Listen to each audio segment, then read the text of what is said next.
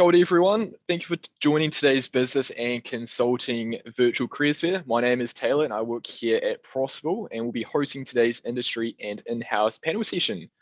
Before we jump into it, I'd like to extend a big thank you to today's sponsor of the event, CPA Australia, who've made today possible. CPA Australia is one of the largest professional bodies in the world, recognized across 150 countries and regions, including Oceania, Asia, and Europe. The CPA program supports accounting, finance, and business professionals and continuously prepares them throughout their entire career for what's coming next. Super excited for today's panel session. We're going to be hearing from Shaylin at MYOB, Kusha at TSB, and Capel at Ingram Micro. We'll be discussing everything you need to know about finding and applying for jobs as a business student in Aotearoa. I've prepared a few questions for the panelists. It's also worth noting that if any of you students have any questions that you'd like to ask, feel free to just use the chat feature or the Q&A feature, and we dedicate a bit of time towards the end to answer those as well. Without further ado, I might hand to Shaylin if you want to introduce yourself and what your organization does. Excellent, thanks Taylor, and look, great to be part of this session at today's fair. So my name is Shaylin Patel and I'm the Education Manager for MYOB. For those that do not know, MYOB is a leading business management platform. Our purpose is to help more businesses in Australia and New Zealand start, survive and succeed, and we do this through a range of end-to-end business management and accounting solutions for small, medium enterprises, and then also within the mid-market. So my role within the organisation is to hold relationships with education institutions across the country and organisations like Possible and Grad New Zealand, and how we can help the next generations of accountants, business owners and technology specialists transition from education to the workplace. Thanks, Shaylin. Capel, do you want to introduce yourself and what Ingram Micro do? Yep, sure. Thanks for the opportunity, Taylor. So yeah, Ingram Micro. So we are world's largest distribution of information technology products and services. So when I say distribution, that means there's a high probability that one of your phones or your favorite technology products would have come from our warehouse globally. So what we do is basically we work with vendors and resellers. We buy from vendors like Apple, LG, Samsung, and we sell it to the resellers like Noel Living, Harvey Norman, JB Hi-Fi. So all the products that you see and buy and services as well, there's a good chance that it would have come from Ingram Micro, but most of the people are not aware because we are a B2B company rather than a B2C. But yes, we do handhold your products and services. And yep, I am working as a talent acquisition business partner for Ingram Micro and looking after the talent acquisition function for our head office and distribution center and our offices in Wellington and Christchurch. And been with the business for 6 months and looking forward to the discussion. Awesome. Thanks, Capel. Last but certainly not least, Kushla. Hi everyone, I'm Kusha from TSB. So we're TSB Bank here in Taranaki. We are a New Zealand owned and operated bank. We're owned by the Toy Foundation, who put a few million back into the community each year around the country, which is an awesome place to work for when we're investing in the well-being and the future of New Zealand people. So I'm the head of operations, so that's looking after our recruitment, REM, payroll team, and you name it falls in there. And we're really excited to be here today to talk to our students and understand how TSB could be potentially an employer for them in the future. So we are a small bank compared to our competitors, but we certainly are able to meet some challenges and work really fast within our New Zealand community. So look forward to any questions you might have for us today. Thanks, Taylor. Cheers, Kusha. While the vocals are warm, I might ask you the first question, actually. So yeah, to kick us off, what should business and consulting students be doing now to get a head start in their career? Yeah, absolutely. So I think we've looked at this, and considering transferable skills are going to be really important to students in their career in the future, and being able to be successful and start building on these now. Talking about more personal and soft skill sets, things like being able to influence others, facilitation skills, building trust and resilience is a really strong thing. We've noted the resilience, particularly in the current environment within banking. Really understanding what kind of organization students want to work for and what's most important to them. So they can consider this in different employers, like, flexibility, technology, diversity and inclusion are really important things to look into. And being able to play to their strengths. So really understand what their strengths are, how they inherit in those, and what makes it enjoyable for them, so that they can look at those from that perspective in terms of how they would use those quite regularly. Thanks, Kirsha. Solid answer. Shaylin, anything to add to that? So look, firstly, I see there's a few of you on the call, so you're already doing it, and how can you do more of it? So take advantage of the opportunity that Possible and CPA have put on in the next couple of hours. Utilize this time to help start learning more about the industry that or the roles that you're particularly interested in, and build that network in that area. So today's a great opportunity to connect with not only the companies, but all the people within those organizations. So take advantage of the opportunities that are in front of you, and the ones that you're already part of. So like I said, kudos to joining us today, but make the most of it, and really utilize the next 2 hours as best you can. 100%. Cheers, Shaylin. Capel, how about you, mate? What's your advice in terms of what students should be doing now? Yeah, so I think adding on to what Kushla and Shaylin said, I mean, most of the students, you would have been already doing these things, and you would be pretty aware because of the professors and teachers who are there to guide you. But how you can do these more effectively, I think going by my personal experience, I think one of the things which I found really important and useful was finding a mentor. And that's one thing you should really focus on, and having an industry expertise and practical exposure would be the key when you find a mentor. So finding somebody who is in the industry, who is out there, who knows how things go in the industry. So adding that value to your theoretical and your understanding what you have learned in the courses would really add on to it. And I think in saying that, how do you go about finding a mentor? I think one of the things I would really like to say is, I mean, really utilize the platforms that you have.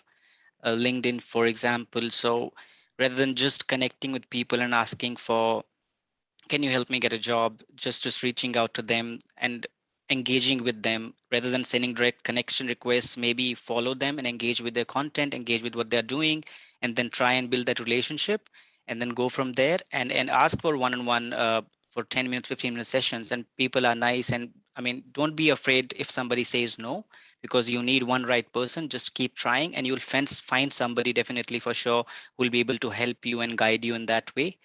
I think that would be one of my advice, which I personally found really helpful, and definitely I think would help all the students in the current position. Yeah, nice. Cheers, Capel. Shaylin, I might ask you this next question, mate, about sort of the industry as a whole. What does the future of business consulting employment look like? Well, I think we're already there in terms of, if we just think about what's happening now, and however many people are on the call, that's how many different offices or schools that we have on the call. And so definitely getting used to that virtual environment is going to help you with whatever career path you go down. And there will hopefully, yes, be still lots of in-person activity and offices, but also there will be some companies, and Taylor, you can obviously attest to this, that do not have the physical offices, and people are based from home, and then just go to either shared offices or cafes, other meeting places to have that in-person interaction. And so again, utilize this time when you're learning from home, when you're a part of these networking activities, to get familiar with this sort of environment. It's not easy by any means, but will become more common. And even companies that have offices, we have offices in Auckland and Christchurch, but they're more either for social reasons or those collaboration reasons. And so I tend to go to the office now once or twice a week, maybe every 2 weeks, whereas pre-COVID, I'd only work from home once or twice a week or every couple of weeks. And so that shift for my own circumstances has definitely helped. I think companies are now definitely offering a lot more flexibility, a lot more trust. And so we're all adults, and that expectation for whatever role you're hired is on you to take that responsibility, because companies will trust you more to achieve what you need to achieve, wherever that may be, at home, the office, the beach, the cafe, and now with the technology, again, doesn't matter what industry, you'll have the devices, you'll have the tools and resources to allow you to do that work whenever you want. Yeah, nice, mate. Cheers. Kapil, how about you? From your perspective, what does the future of business and consulting employment look like? I mean, the answer that I get from my friends in consulting is always, it depends. So that's the cliche that they always go for, because that's a jargon they use. But yeah, from the consulting perspective, I think what I've noticed personally, talking to my friends in consulting space, I think the industry is moving more towards being the temporary advisors to the risk sharing program. So earlier, the role of a consultant, management consultant, or in any space was just to enter the organization, give them advice, and then get out. And then implementation part was somewhat related, but then not always the risk sharing. But now clients are more interested in seeing a risk sharing program where it's an ongoing relationship rather than just getting in and getting out. So that ongoing relationship, being the trusted advisor, I think the accountability increases, and that's the one thing which I have definitely noticed going forward. And one of the other things is, I mean, it's very cliche, but data is the new gold. So utilizing the data, it becomes the responsibility of the consultants, right, in the business and consulting space, because most of the businesses and the management and the leadership has got the idea of utilizing data, but not many are really sure and aware how best to go about it. And that's why they go for the external help, and finding ways and familiarizing yourself with data, how you can contribute there and help the management and leadership make the right decisions. I think these are the two key things which going forward would play a crucial role. And I think every one of us, including, I mean, any profession, data is the key. So finding a way to utilize and leverage that is one of the crucial things, including business and consulting. Awesome. Thanks, mate. I've noticed a few new faces jumping as well. So just a wee reminder, feel free to just fire away some questions in the chat as well. I saw Maureen post a awesome question in the chat. I'll answer that in a second. Before we do that though, Kush, I might ask you the next question in terms of what should students be looking for when it comes to business and consulting, or when they're looking for jobs, what should they be looking for? What should they be looking for? This is a really good question. I think at this point in time is, we've just noted, what does the future of business and consulting look like? Just to add on to that point, and what students should be looking for in terms of, opportunities that are going to do well for them in the future, is that, the future is changing with business and consulting by way of being quite dynamic. There's consistent change, there's evolutions of new organizations, and to be able to stay flexible and agile and really embrace that change is a big thing. Otherwise there are, unfortunately, those situations where you may get left behind. So it's really looking for those organizations that, you do have trust and empowerment in, and that you can make that difference in. And that's really looking at those organizations from a future perspective. Tech's going to be playing a really big role, like data, as just mentioned, and being able to stay ahead with the latest technology. So it's really looking at that from a perspective as what you wanted in a future employer, but also looking as to how reacted through changes with COVID, and how they are still playing, in the latest technology and data points, as mentioned a moment ago.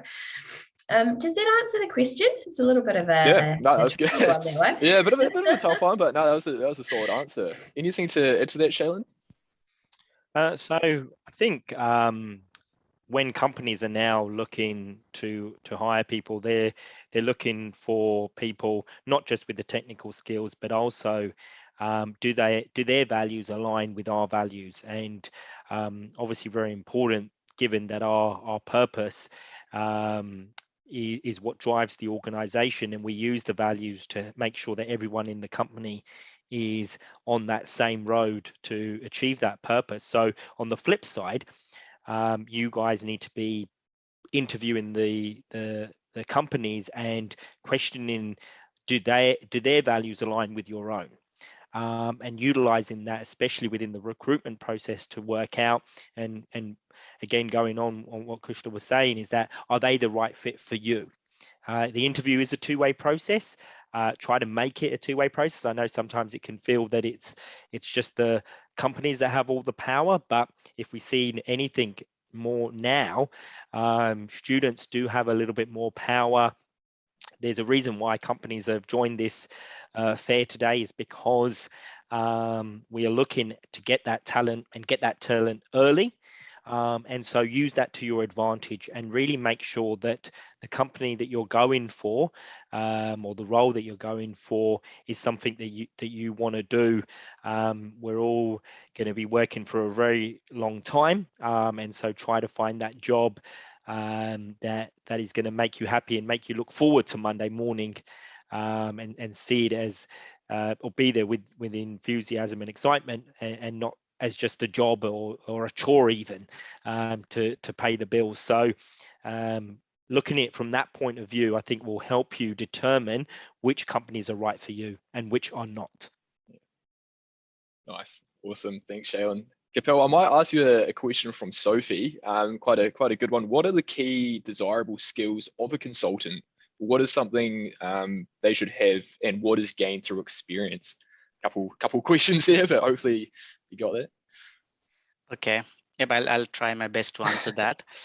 Key skills, I think when I answered that future of consulting, I think those are the few things, like being partnering with the business rather than just going in and advising and thinking that the role ends there. So I think taking accountability is one of the things that is key to the role. And the other thing is that, I mean, I know in consulting, you always look for best practices, and kind of that's the first go-to thing when you meet a new client or understand the problem. Okay, I have this set of, every consultant has a set of toolkit, and they try and implement that. But then coming up with a tailor-made solution, understanding the problem, and then coming up with a tailor-made solution which is right fit for that problem, rather than just a set of best practices. That's how you will differentiate yourself amongst other people who are in the same role. I think that these are the few things I can think of on top of my head. I hope that answers the question. Yeah. Put you on the spot there, Capel, but yeah, I did well, mate. Shaylin, I might ask you this next question from Maureen, quite a goodie actually. In terms of, so what advice would you give to an introvert that might not have the social skills to create impression per se, that businesses are looking for? So I think regardless of whether you're an introvert or extrovert, really understanding the skills, the experience, the value that you're going to bring to a company or role is very important. And having that, doing that bit of homework, that bit of prep work, will give you the confidence to articulate that in an interview or an assessment or even a networking event. So, it doesn't mean that you need to be an introvert or an extrovert to be able to do that. I think it's just making sure that you've sort of looked internally to, I've had this job in a cafe, and these are the skills I've developed there that I can transfer. And someone mentioned transferable skills before, or I was part of this club, and which meant that I was able to collaborate for this project, etc. and how you communicate that, how you articulate that, again, whether it's in person, whether it's an online, whether it's a video resume, whether it's your CV, your LinkedIn profile. Again, there's going to be so many different opportunities to connect with industry, to connect with those employers, means that you've got to be comfortable in that environment, but also the answers are going to be the same. The information that you present, the value that you bring is the same. And so do that bit of homework beforehand, which will give you the confidence to be able to clearly articulate that. So you don't have to be the loudest person in the room or the most extravagant, but you've just got to make sure whoever you're speaking to understands and gets that and can see that value. And then even working on your elevator pitch, which could be used in a networking environment. It could be your personal statement on a CV. It could be your about section on LinkedIn. It's all going to be the same. And having that consistency will also help you give you confidence to be able to relay that message, whatever the situation. Nice. Solid advice, mate. Solid advice. Kusha, I'll ask you this next one from Anonymous, actually. So currently they're seeing a lot of sort of job ads where they target people with experience, even for the entry-level roles. How can some of these students start to get experience without some of these opportunities up their sleeve? That's a really good question. If I just kind of use TSB as an example, particularly, I noticed this person was talking about HR jobs in the Q&A chat. So it's a matter of being able to do two things. One, get into an organization and an industry that you're passionate about as well. It might not be in the immediate job that you've studied in, like HR, and then looking for that opportunity to do some of that work within the organization and move into those entry-level roles from there. But also too, when you are building your CV, and as to Shallon's point earlier, your networking and your profile around that, it's really enabling that with facts and evidence around what you have done in your study. In your study, a lot of the time you are doing some hours within an organization around, graduate programs, or you've done some research, or you've completed a particular assessment that has covered a lot of that work already. So if you're able to evidence those sorts of things, employers would look at that from a base level perspective. And, if you can align that with experience that you might already have in that field, i.e. often it's around technology and administration skills, if it's an entry level role, in those aspects, it's really still putting forward your application and getting into that interview and having that conversation with them. From one, if you're applying outside of the firm, or two, if you're applying inside the firm, and being able to note that evidence of the information that you have had in the earlier days with your study. Cool. Cheers, Kushla. Solid. Anything to add to that, Kapil? Oh, you're on mute, mate. Sorry. I think not really. I think Kushla covered it pretty well. I think all the points I was thinking of, I think she covered everything. Awesome. I might ask you the next one, mate, then. So we've got one from Martin. Shout out, Martin. And given the current environment, what is the biggest challenge you're currently facing, and how could a graduate or intern overcome this? That's a good question. I think we are actually working on this, that how can we involve more and more students, and maybe in ways of live projects or internships, that how can we, from within each department, we can kind of have they say that what's the opportunity and where they can contribute. So one of the things we have come up recently is innovation projects. So we have started this internally because we have a distribution center, and there we are trying to engage more and more warehouse assistants for kind of giving them a pathway to come into a corporate head office who have the aspirations to do that. So we have started there, but I think definitely there's an opportunity there, and it's definitely something to think about. And going forward, we would really want to do that for students as well, in terms of innovation projects and live projects as well. Awesome. Thanks, Kapil. Shaylin, I might ask you the same question, mate. Given the current environment, what is the biggest challenge you're currently facing, and how could graduates help overcome it? So I alluded to this a little bit before in a previous question, that given the current situation and especially the restrictions that we have with travel, for example, companies, there are huge shortages, especially within the tech space, with regards to getting that talent in. And that's another reason why companies are looking more and more towards the junior talent and sort of graduate and internship opportunities. And so for you guys, being aware of where there may be some real skill shortages. And so, for example, if you're interested in working for a tech company or within a tech role, and you're not too sure where you want to concentrate your efforts initially, then look at where the gaps are, where there's huge opportunities and there's not really the supply there, which may help you then to determine a potential initial career path. Again, by no means do you have to stick to it, and in all likelihood you will change, but that may be just one thing to work out where there are some gaps in the market and where you're what path you're already on and how it can narrow down to a particular role or function where companies are struggling to hire, and so sort of bridging that gap together may help you and give you a bit of an advantage, given that companies can't easily go and look at talent in other countries and bring that talent to New Zealand at the moment. So that may be something to consider, or even maybe when you're thinking about your career longer term as well. Yeah, awesome. Thanks, mate. I've got a question that states, what does learning development look like in some of the organizations? So I might restructure this and ask you, Kushla, what does the learning and development look like at TSB? Yeah, absolutely. So the panel were just actually talking about learning prior to this call, and as an example at TSB, we're looking at our future pipeline as our legislation changes around being able to provide financial advice. The organisation is looking at how we develop and educate our people to be able to learn on the job. So currently we've implemented what we call level 5 qualification through the Open Polytechnic, whereby someone can apply, as you might call a graduate role, being a frontline position, and then having the opportunity to study while on the job with TSB, to have that learning and development to then move into an advisory position.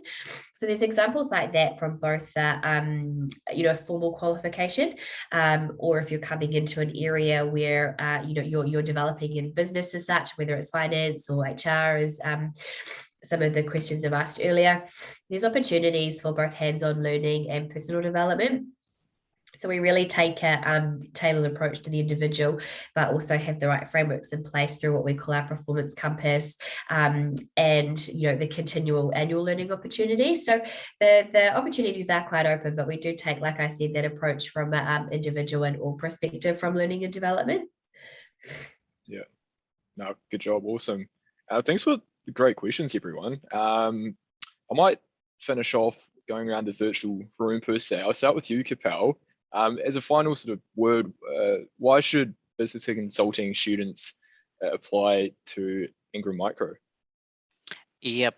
So I think when the question was about looking for a job, what should students do? I think one of the things I'd like to start from there and then answer this question. So one of the things is having clarity is important, and then targeting the right roles and right employees is definitely important. And when you talk about management consulting or business consulting, I know there are a few consulting firms out there which definitely you should be targeting. But given that New Zealand is such a small market and you would not always have the right role right from day one, so what I always suggest is to having a flexible approach as well, targeting employers who have this function, but starting in another role where obviously exploring, like Shailen mentioned earlier, interviews a two-way process, exploring how are the opportunities would be available to you, whether you can grow from this particular role to the role you kind of are targeting for. So I think that's where Ingram Micro comes in. So we do have a consulting space where we look for supply chain services and demand planning services for the vendors we work with, like what should their demand forecast be, how should they manage their sales cycle and orders depending on the number of orders they are getting.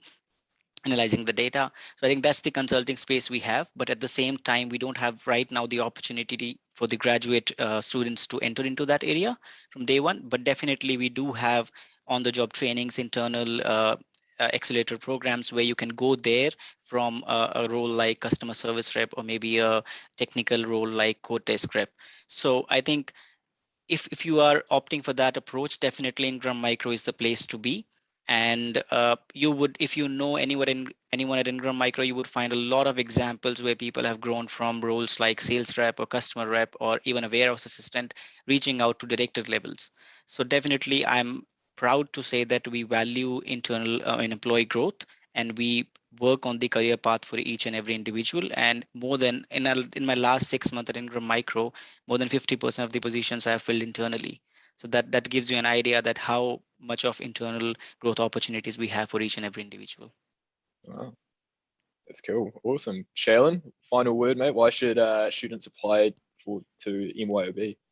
So in terms of our internship and graduate program, it is for those interested in a career within software development. You don't have to be studying software engineering or computer science. We have taken on those that have come through boot camps or even self-taught, but really what we're looking for is those that are interested in that career path. In other opportunities within the business, they wouldn't be graduate or internship roles, but more sort of junior positions within sort of customer service, sales, training, for example. So those anyone on the call studying in particular accounting and don't want to continue down that path but want to work within the industry, we partner with thousands of accountants across Australia and New Zealand, so there's an opportunity there to be on this side of the fence. As an organization, we offer full flexibility, full trust. As I said, there's a number of different initiatives from learning and development to we have an employee experience and a digital experience team to make sure that from a tools and resources point of view, you have everything that you need, and from an employee point of view, you have the support, the development, the learning, other benefits that on top of sort of the financial aspect as well. But again, if you're interested in helping businesses succeed and your values align to ours, then you know, that's a good starting point. So, and if we're not the right company, then that's okay as well. Maybe we're not just the right company right now, but making sure that you guys are thinking about yourself and what's the right choice for you is just as important as you know, what we're doing on our side. Thanks, Shaylin. And again, last but not least, Kushla, final word from you. Yeah, awesome. In the interest of time, I'll keep it nice and short. So TSB, we have a greater purpose on community good. So for our organisation, it's really unleashing our parallel customer care for community good. As I mentioned earlier, we're owned by the Toy Foundation, and they put out a few million each year back into the New Zealand community. And of course, being New Zealand owned and operated makes a huge difference for both our employees and our customers. We're really flexible, really agile. We've got remote working across the country, a number of locations.